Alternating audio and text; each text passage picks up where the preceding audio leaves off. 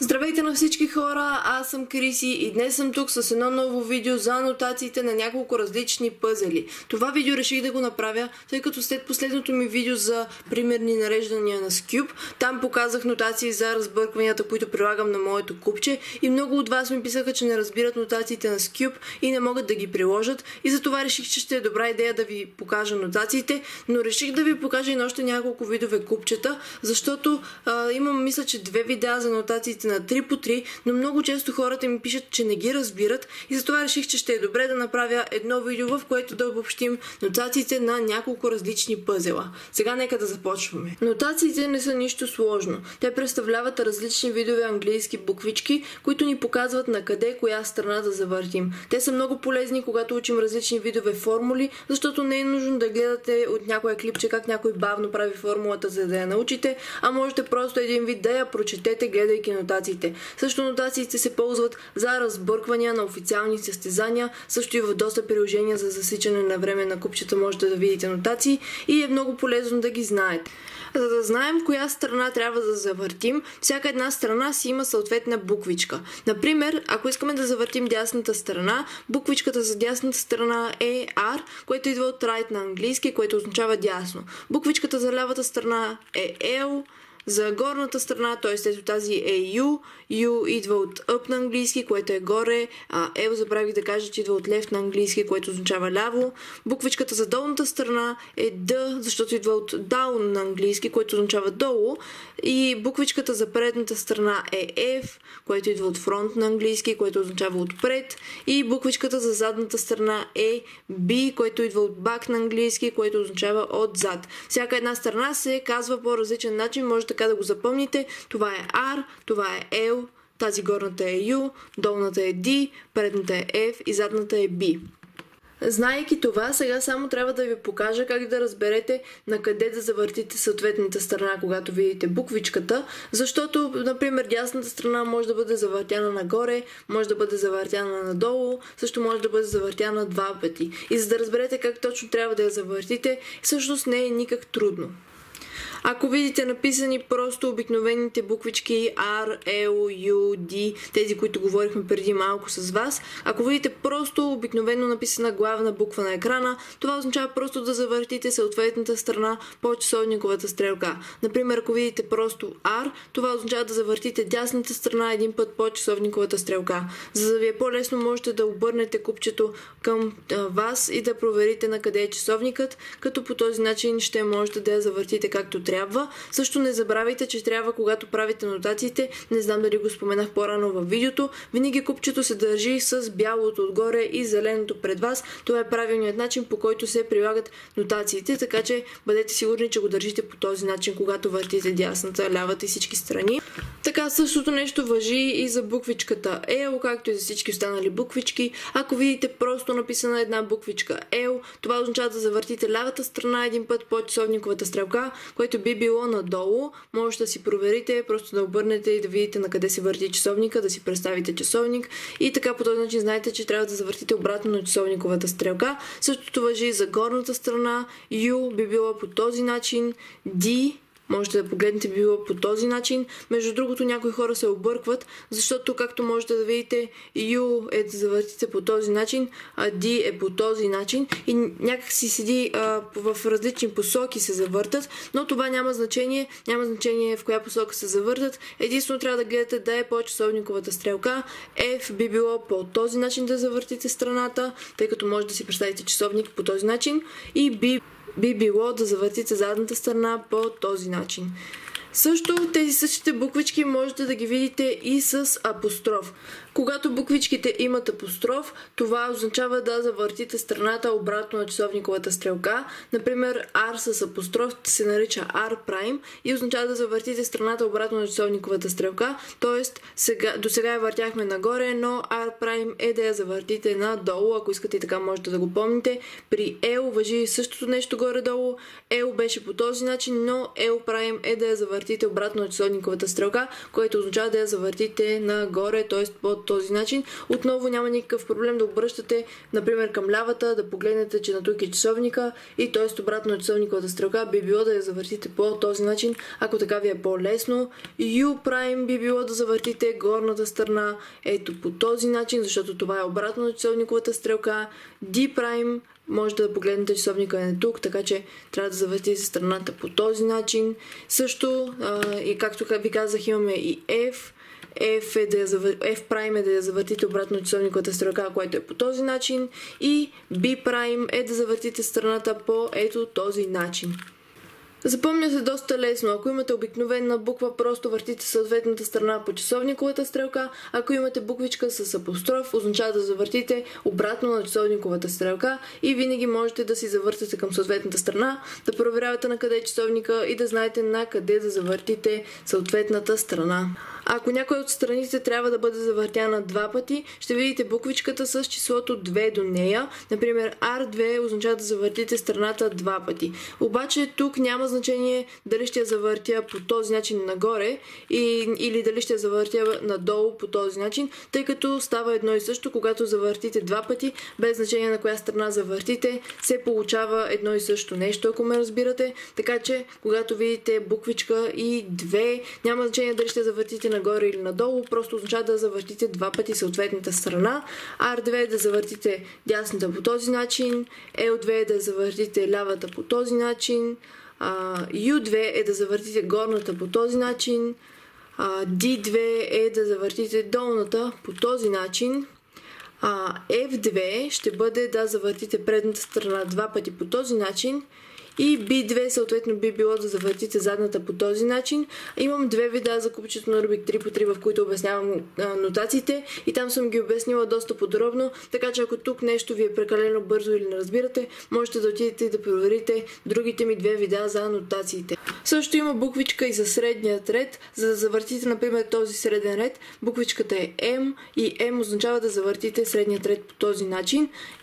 M' е да завъртите средният ред нагоре, т.е. по този начин, а M2 е да завъртите два пъти средният ред, което не е нищо толкова трудно. Всъщност има нотации и за този среден ред, както и за този среден ред, но в това видео няма да ги обяснявам, тъй като те почти не се използват и не са толкова важни. До сега всички буквички, които ви показах, бяха главни букви, но ако видите буквите написани малки, това означава да завъртите двата реда. Ето какво имам предвид. Ако видите малко R, това означава да завъртите двата десни реда един път по часовниковата стрелка. Ако видите малко R' е да ги завъртите обратно на часовниковата стрелка и ако видите малко R2 е да ги завъртите два пъти. Абсолютно същото важи, за което сега си говорихме, просто го правите с двата реда, ако е малка буква. В случая също, ако имаме малка буква L, въртим двата леви реда един път по часовниковата стрелка. Ако имаме малко L с апостроф, въртим двата леви реда един път обратно на часовниковата стрелка.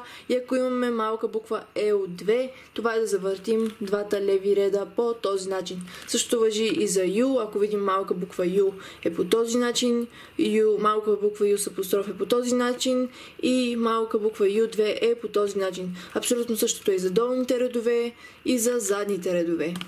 Това са всички нотации, сега остава само да ви покажа ротациите. Ротацията представлява да завъртите самото купче на някоя посока, не да завъртите страна, а самото купче. Например, малка буква X означава да завъртите купчето си, самото купче, ето по този начин. Забележете, сега въртим купчето, но не някой от страните. Да хванете купчето по този начин. А ако на екрана обаче ви се изпише малка буква X с апостроф, е да завъртите купчето ето по този начин.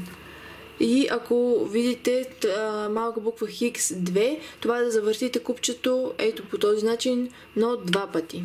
Друга ротация е с малка буква Y се изписва и това означава да завъртите купчето ето по този начин надясно. И ако видите малка буква Y с апостроф, това е да завъртите купчето по този начин наляво. И ако видите Y2, това е да завъртите купчето просто два пъти ето по този начин.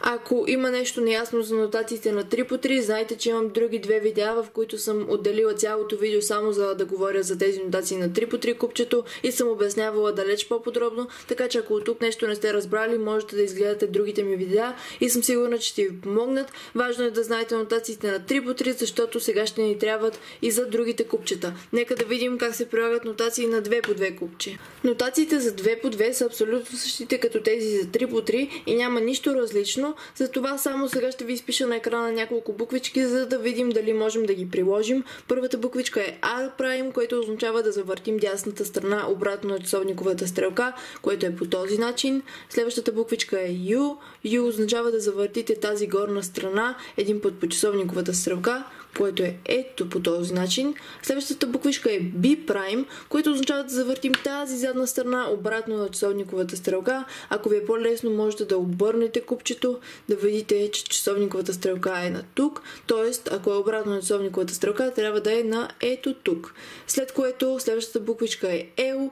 L е по този начин. И това са буквичките, които току-що упражнихме. И както виждате, всичко е едно и също. Също има и буквичка D, както имаше и на купчето 3x3, но няма нищо различно. Това само реших да го покажа, защото някои хора си мислят, че нотациите са по-различни от тези на 3x3, но всъщност, ако знаете нотациите за 3x3 купче, нататък в следващите купчета са доста еднакви и доста по-лесно се учат. Сега нека да видим вече за нещо по-различно, а именно за пирамид. Както ви казах, след като вече знаете нотациите на 3x3 купче, вече на всеки следващ пъзел е доста по-лесно да научите нотациите, тъй като те са горе-долу едни и същи, няма много различни неща. На Pyraminx, например, ето това ни е R, отново завъртаме по часовниковата стрелка, R' е обратно на часовниковата стрелка. Също важи за L, това ни е L, това ни е L', това е U, това е U', и ето тук отзад, ето това ни е B, и това е B'. Абсолютно доста лесно се прилагат тези нотации. Само дето на Pyraminx нямаме F и нямаме D, което даже е по-лесно, просто използваме по-малко букви. Единственото различно, което можете да видите при Pyraminx е нотации за завъртането на ето тези малки ъгълчета.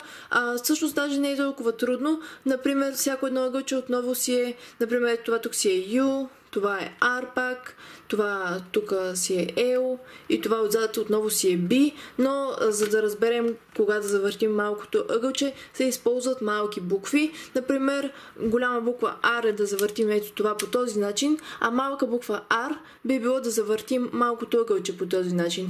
Абсолютно същото важи и за другите ъгълчета. Сега, след като знаем това нещо, нека да пробваме да приложим един скрамбъл, едно разбъркване на Pyraminx. Отворила съм CS Timer, ето тук отгоре може да видите, това е нашето разбъркване и ако го приложим правилно, би трябвало да получим ето по този начин да изглежда нашата пирамида. Нека да пробваме дали ще успеем. Ще изпиша разбъркването отгоре на екрана. Първата ни буквичка е U.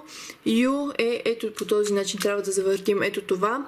Следващата ни буквичка е R. Това означава да завъртим дясната страна по този начин. Следващата ни буквичка е U', което означава да завъртим горната страна по този начин, обратно от часовниковата стрелка. Следващата ни буквичка е B'. B' е по този начин. След което трябва да завъртим U, което е по този начин. После имаме главно буква R, което е по този начин. После отново имаме B', което е по този начин. После имаме U', което е по този начин. После имаме R. И после имаме една малка буква L. И малката буква L означава да завъртим лявото малко ъгълче по ето този начин, защото нямаме апостроф, така че по този начин. И сега, за да сме сигурни, че сме приложили правилно формулата, можем да сравним с ето това тук. Можем да сравним и аз мога да видя, че абсолютно всичко ни е еднакво. Не съм сигурна колко се вижда на камерата, но всичко е разбъркано абсолютно точно. Вие можете да пробвате и ще видите, че ще ви се получи, ако сте ме разбрали кое как се върти. Последното купче, което ще ви покажа е Scube. На Scube нотациите са горе-долу едни и същи като тези, които сега ви показвах, но има някои разлики, сега ще видите. Тук трябва да държим бялото отгоре и зеленото трябва да ни е отляво. Да, правилно ме чухте, не трябва да е точно по този начин пред нас, както беше при останалите купчета, а трябва да е леко вляво, т.е. трябва да държим купчето ето по този начин. И тук ориентирани горе-долу е ето това ъгълче бяло, зелено и червено, като българското знаме. Това ъгълче винаги трябва да седи на едно и също място и движенията, които можем да правим са да мърдаме тази страна, можем да мърдаме тази страна, можем да мърдаме тази страна, можем да мърдаме и тази страна. Не можем да мърдаме тази предната, когато правим някоя формула или разбъркваме, защото ъгълчето винаги трябва да седи на едно и също място и по този начин се прилагат нотациите на Scube. На Scube R е ето тази страна, това е R, това е R', това е L, това е L', това е U, това е U', това е B и всъщност извинете, това е B и това е B'.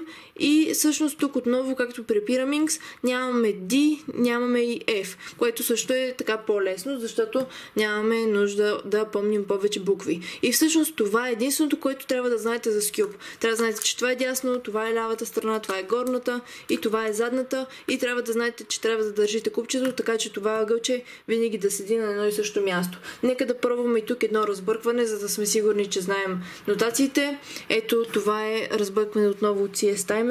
Не съм сигурна дали се вижда, затова ще го изпиша на екрана. Така, първото движение, което трябва да направим е R', което е да завъртим дясната страна един път обратно на часовниковата стрелка. После имаме L', което е да завъртим лявата страна обратно на часовниковата стрелка. После имаме отново R', което е да завъртим дясната обратно на часовниковата стрелка. После имаме B', което е да завъртим задната по този начин, обратно на часовниковата стрелка. После имаме R, което е по този начин. После имаме L, което е по този начин. След което имаме U', което е да завъртим тази горна страна. Ето по този начин, обратно на часовниковата стрелка. След което имаме L, което е лявата страна един път на тук. И след което последната буквичка, която имаме е U и това е ето по този начин. За да сме сигурни, че сме направили разбъркването както трябва, можем отново да си сравним с картинката, която е отстрани, която показва как горе-долу трябва да изглежда нашето купче. И аз мога да кажа, че е абсолютно еднакво, т.е.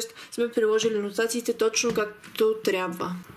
Това бяха нотациите и на 4-те пъзела. Ако нещо не сте разбрали, винаги може да ме питате долу в коментарите или да ми пишете на моята Facebook страница Chrissy Action или в моя Instagram Chrissy_Action, където винаги ще ви отговоря, ако имате някакъв проблем. Това, което трябва да запомните просто е, че когато буквичката няма апостроф, това означава да е по часовниковата стрелка завъртяна на самата страна, а когато буквичката има апостроф, това е обратно на часовниковата стрелка. Няма нищо сложно и също не забравяйте как се държат купчетата, че винаги бялото е отгоре, зеленото е отпред. Единствено при Scube имахме изключение, но това е всичко. Надявам се за това видео да ви е било полезно и да ви е помогнало. Ако е било така, моля не забравяйте да го харесате, да го коментирате и също така не забравяйте да се абонирате за канала ми, тъй като предстоят супер яки видеа. Благодаря ви много за гледането, хора. Аз бях Криси и ще се видим следващия път.